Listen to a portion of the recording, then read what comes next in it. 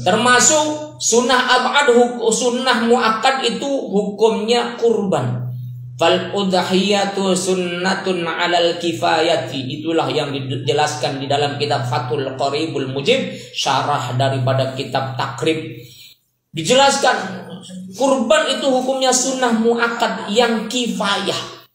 Kifayah itu artinya manakala ada salah seorang anggota keluarga yang sudah korban, maka anggota keluarga yang lain sudah tidak ada lagi kewajiban untuk berkurban. Tidak ada kemestian untuk berkurban. Kenapa? Karena sudah.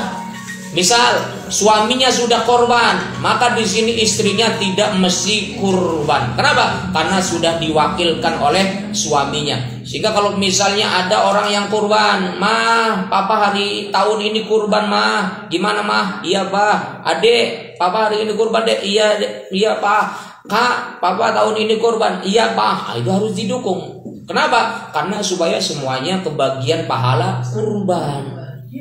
Jadi nggak mesti, "Pak Ustadz, untuk tahun ini kurbannya saya dulu." Ibunya kapan? Nanti tahun depan atas nama ibu, tahun depannya lagi atas nama adik, tahun depannya lagi atas nama kakaknya anak saya. Itu nggak mesti seperti itu. Cukup perwakilan saja kepala keluarganya, maka itu alal kifayati, hukum daripada kurban.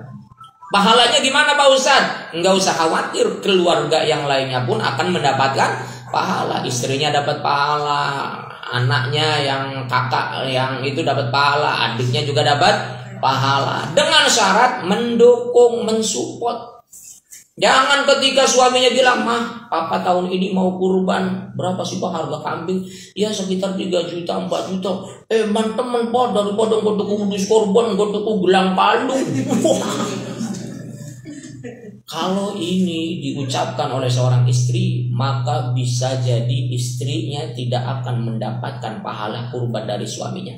Kenapa? Karena ada ketidakrelaan di dalam hatinya, manakala sebagian uang yang dimilikinya, yang dipegang oleh suami, digunakan untuk kurban.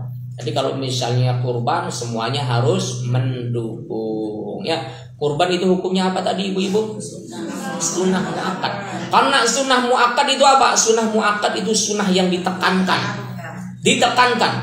Kalau misalnya ada yang menyepelekan, maka kata Nabiullah Muhammad, tinggal pilih saja mau mati Yahudi atau mati Nasrani. Yang itu artinya dua-duanya nggak enak. Mati Yahudi nggak enak, mati Nasrani pun nggak enak. Sementara kita hanya berharap mati dalam keadaan menjadi seorang muslim. Ya ayyuhalladzina amanu ittaqullaha haqqa tuqatih wa la tamutunna illa wa antum muslimun. Jangan kalian mati kecuali kalian mati dalam keadaan menjadi seorang muslim. Maka jangan remehkan masalah kurban ini. Ya, Ustaz, saya insya Allah kurban tahun ini. Oke, alhamdulillah. Kira-kira apa yang harus dipersiapkan? Kalau semuanya siap, uangnya siap, kambingnya sudah siap, hewan kurbannya siap, boleh semuanya persiapkan.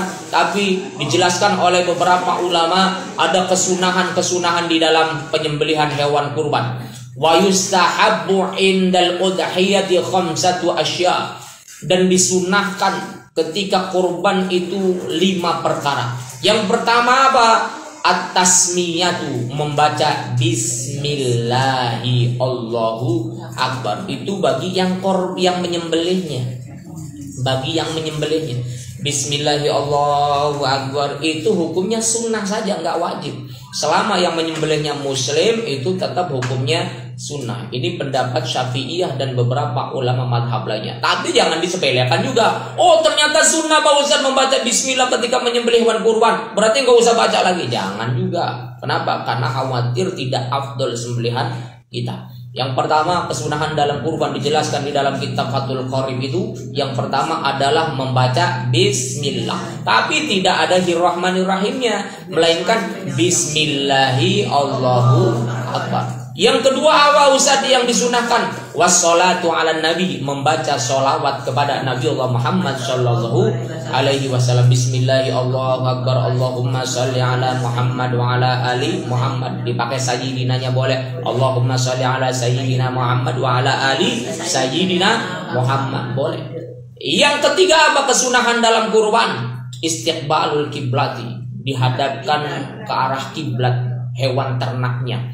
Apa misalnya kambing, apa misalnya sapi, apa misalnya onta.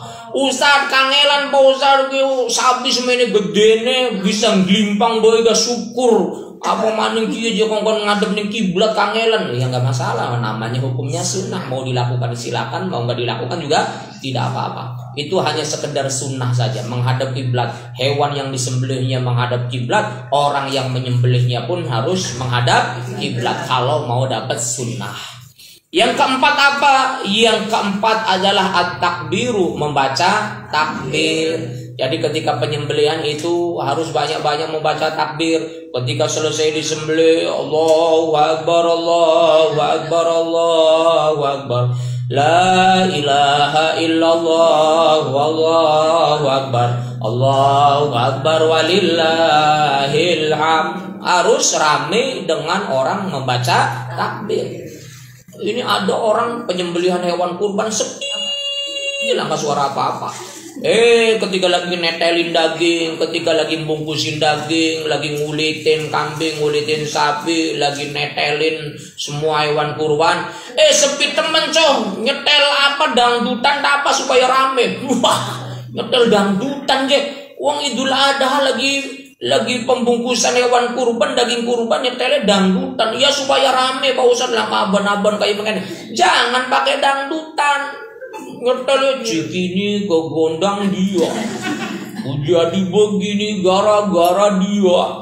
Cikampek Tasikmalaya, hatiku capek karena kau tak setia. Ya apa loh pada. Supaya rame panitia kurban paling tidak ada sound di situ, setel YouTube MP3, setel takbiran. Takbirannya takbiran yang benar, minimal yang pakai beduk beledak bleduk beledak bleduk bleduk Allahu Akbar beledak bleduk bleduk Allahu Akbar beledak bleduk beledak bleduk. Jangan nyetel takbirannya yang ada diskonya.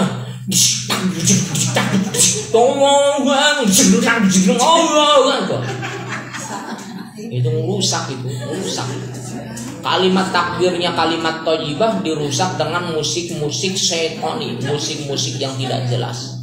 Ya, diramaikan dengan takbiran, masjidnya takbiran. Ustaz kalau takbiran sendiri capek mulutnya, ya pakai tip tadi, pakai sound. Karena itu merupakan kesunahan. Yang terakhir apa?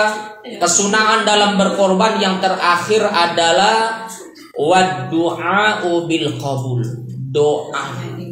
Jadi orang yang nyembelihnya itu doa. Doanya bagaimana? Allahumma innahu minka wa ilaika taqabbal ya karim. Ya.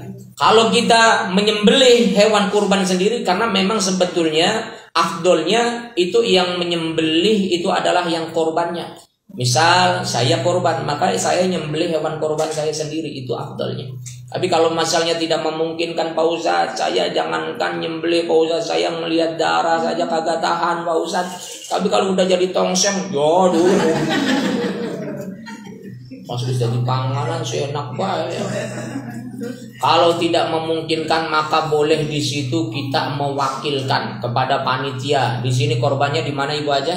Di Masjid IAIN. Ya, diwakilkan. Di sana nanti ada yang menyembelih. Yang menyembelihnya pun doanya kalau dilafalkan harus hati-hati.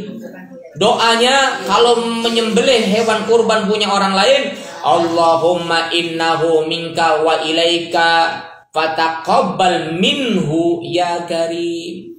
Ya Allah, sesungguhnya hewan kurban ini darimu dan akan kembali kepadamu, maka terimalah korban darinya, dari orang yang korban, dari kita misalnya menitipkan kemarin, maka terimalah korbannya ya karim, ya Allah ya Rahman yang maha mulia. Itu doa orang yang menyembelih. Para jagal itu doanya harus hati-hati. Jangan Allahumma innahu minka wa ilaika fataqabbal minni ya karim. Mini enak be korban wong sejen ya mini. Kalau fataqabbal minni itu ya Allah terimalah korban dariku. Dariku dose wong sejen seenak bae dariku. Ini peringatan juga untuk para jagal. Ketika membaca doa menyembelih hewan kurban harus hati-hati, diperhatikan domirnya. Dalam bahasa Arab ada istilah domir. Domir itu kata ganti. Kalau minni itu dariku. Kalau misalnya darinya, laki-lakinya minhu. Kalau perempuan minha.